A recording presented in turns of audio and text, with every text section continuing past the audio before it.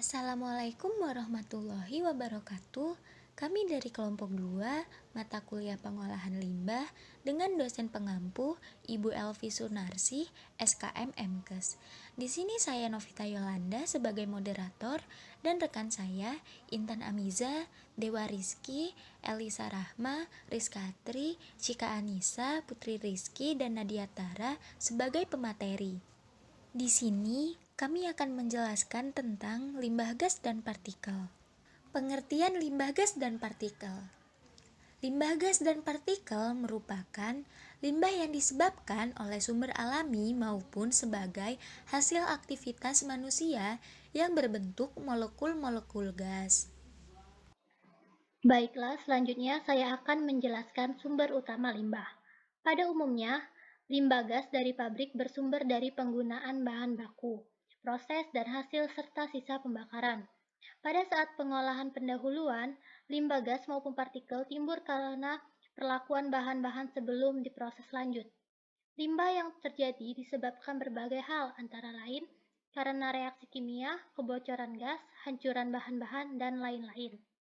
Selanjutnya, jenis industri yang menjadi sumber pencemaran melalui udara di antaranya industri besi dan baja, industri semen, industri kendaraan bermotor, industri pupuk, industri aluminium, industri pembangkit tenaga listrik, industri kertas, industri kilang minyak, dan industri pertambangan.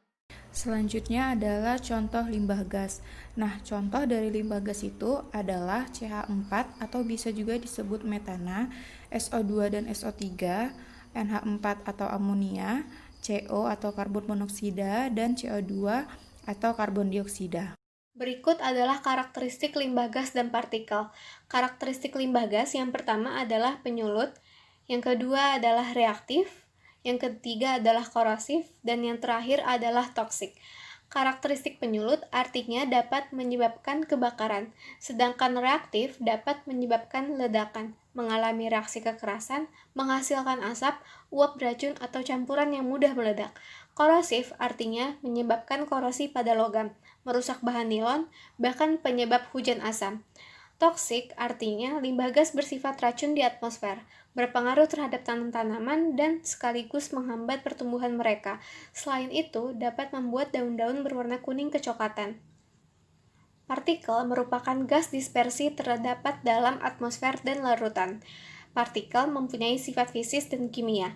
Partikel pada udara terdiri dari asap, ialah hasil dari suatu pembakaran, debu, ialah partikel kecil dengan diameter 1 mikron, kabut, yaitu partikel cairan dengan garis tengah tertentu, aerosol, yang merupakan inti dari kondensasi uap, dan foam, yang merupakan hasil penguapan.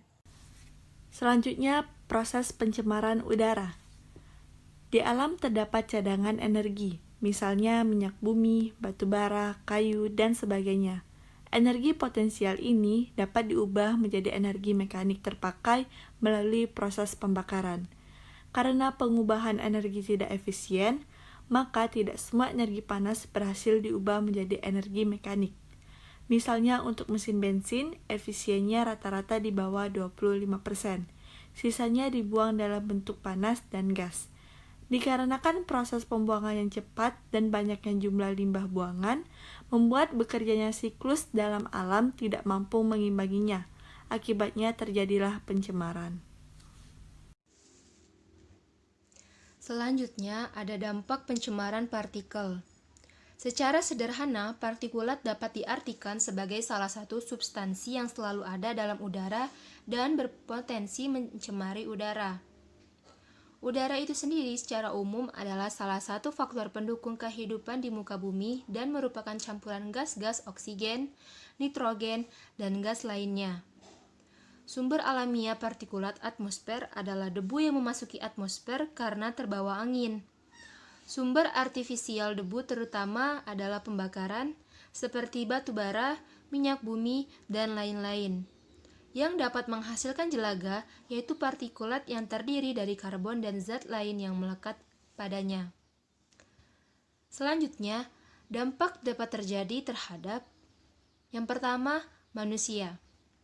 Pengaruh tergantung pada ukurannya. Partikulat besar dapat mengganggu saluran pernapasan bagian atas dan menyebabkan iritasi.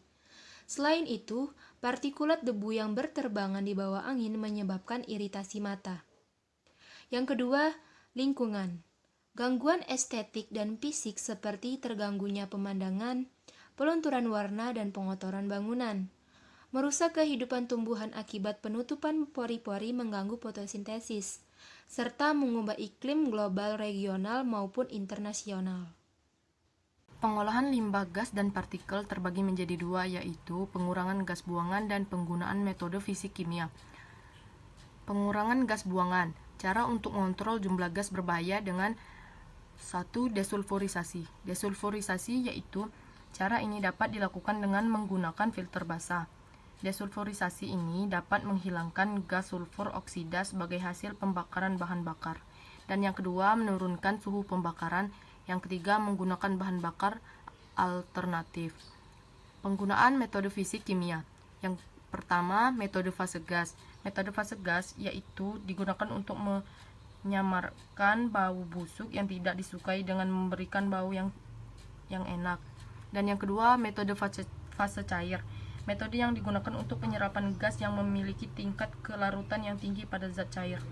Dan yang ketiga, metode fase padat. Metode fase padat untuk menyerap gas oleh senyawa penyerap atau adsorban dalam bentuk padat. Dan yang keempat, metode pembakaran.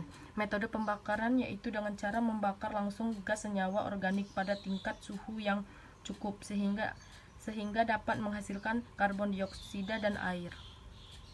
Pemanfaatan limbah gas dibagi menjadi 3.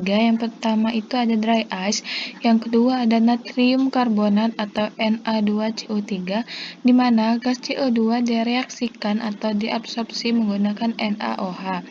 Yang ketiga ada kalsium karbonat, di mana gas CO2 direaksikan dan diabsorpsi dengan larutan Sekian CaOH presentasi 2 dari kali. kami. Lebih dan kurangnya kami mohon maaf, dan kepada Allah kami mohon ampun.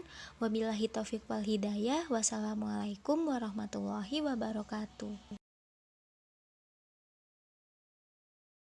Sekian